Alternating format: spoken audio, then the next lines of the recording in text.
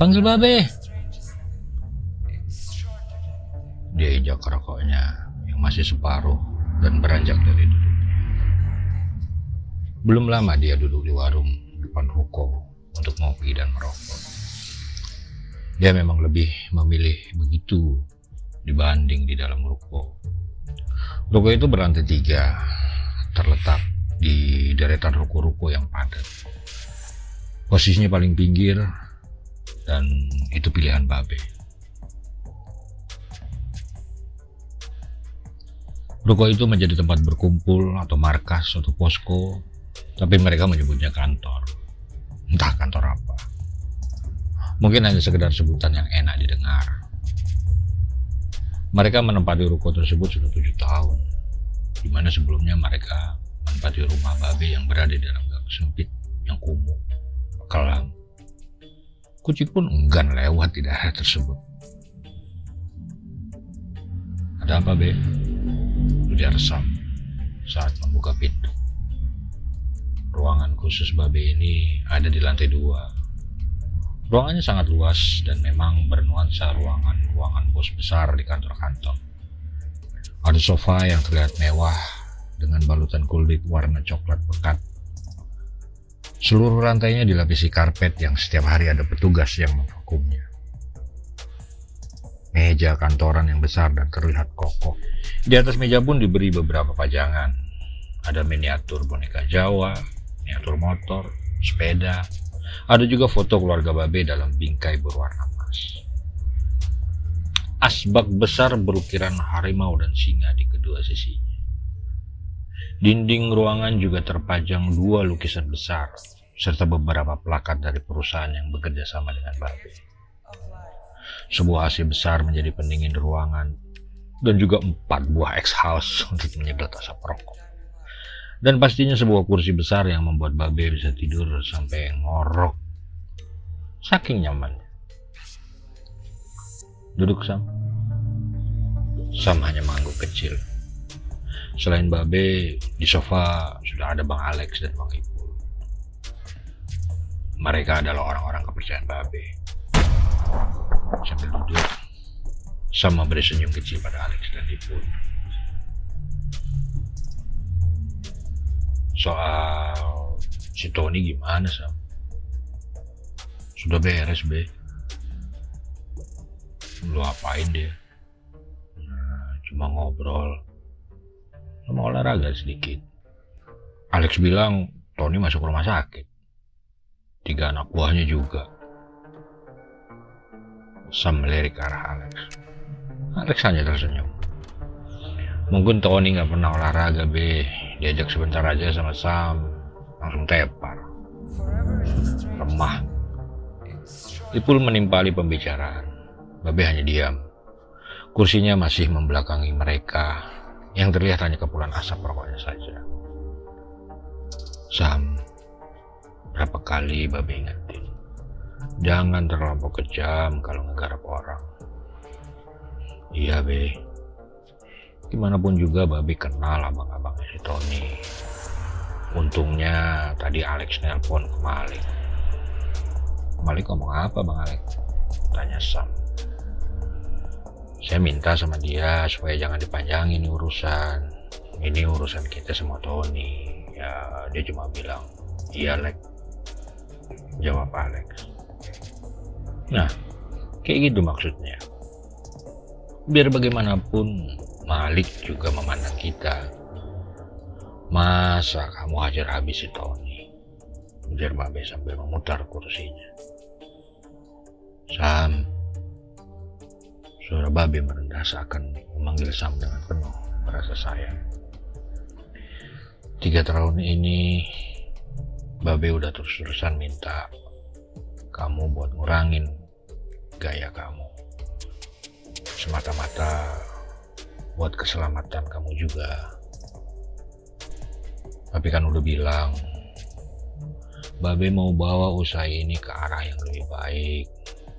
Babe pingin kita ini benar-benar jadi pengusaha buat masa depan keluarga kita semua. Sam hanya diam sambil menghisap rokoknya.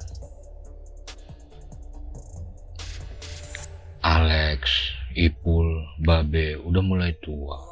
Iya Be, jawab Sam singkat. Alex dan Ipul saling berpandangan dan melirik pada Sam. Sementara wajah Sam tak berubah sama sekali.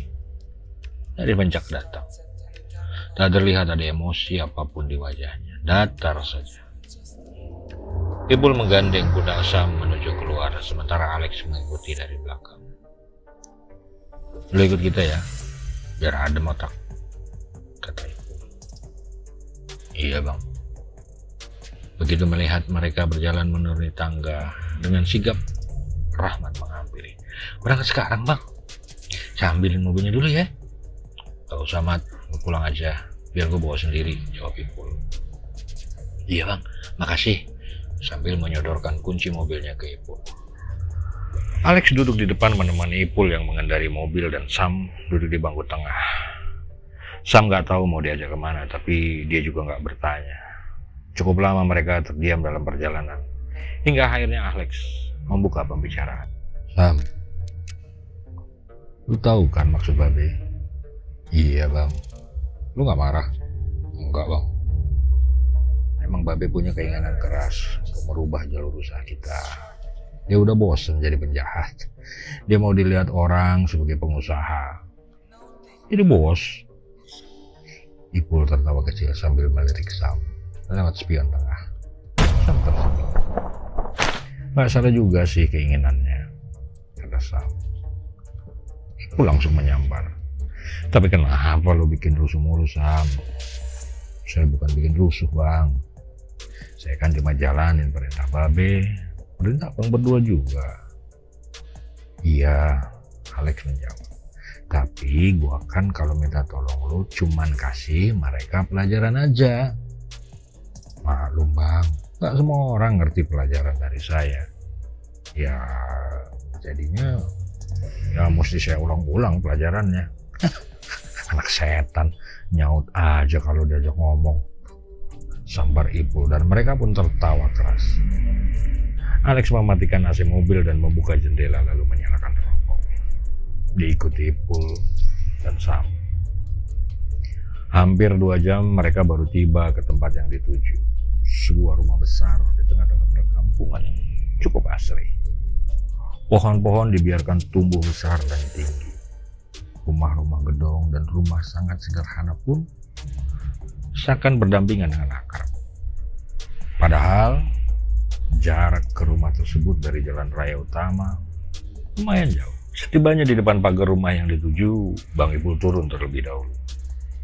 Terlihat seorang pria paruh baya lari tergopoh-gopoh, lalu membukakan pagar. Kami diantar ke sebuah ruangan terbuka yang teduh, gak sibuk, dan kami diminta menunggu oleh bapak itu.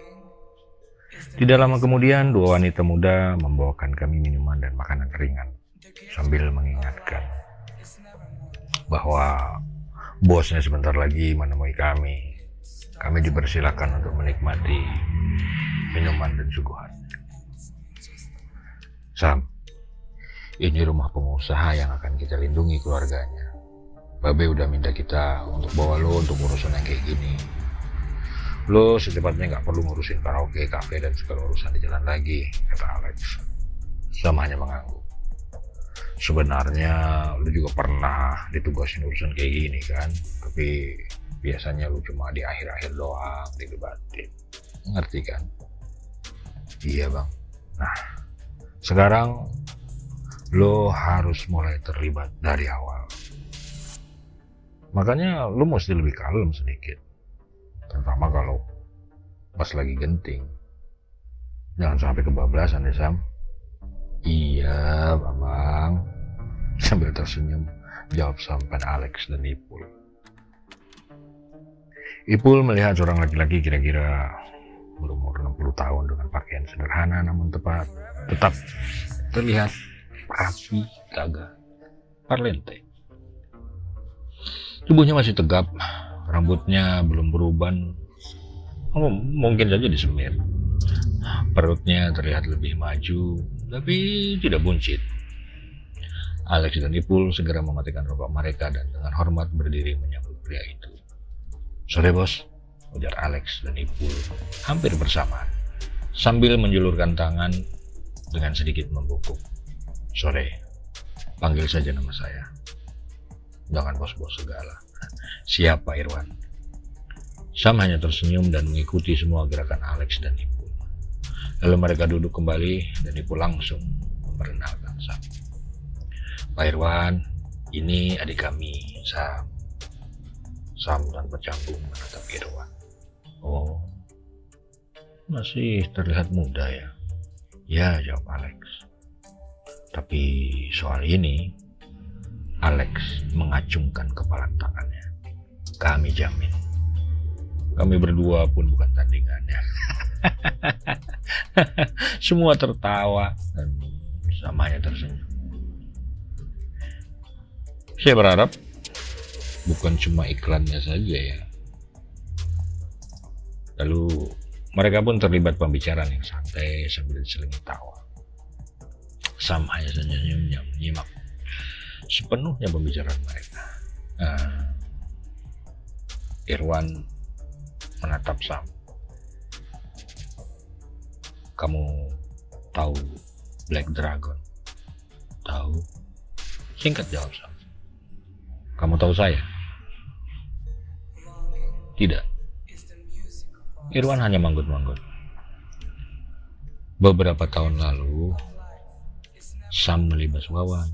Bahkan di usia Sam belum 20 tahun, ujar Ipul.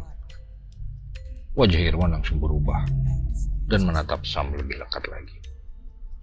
Wawan? Wawan jagal Black Dragon? Dengan nada tidak percaya sama sekali. Alex yang menjawab.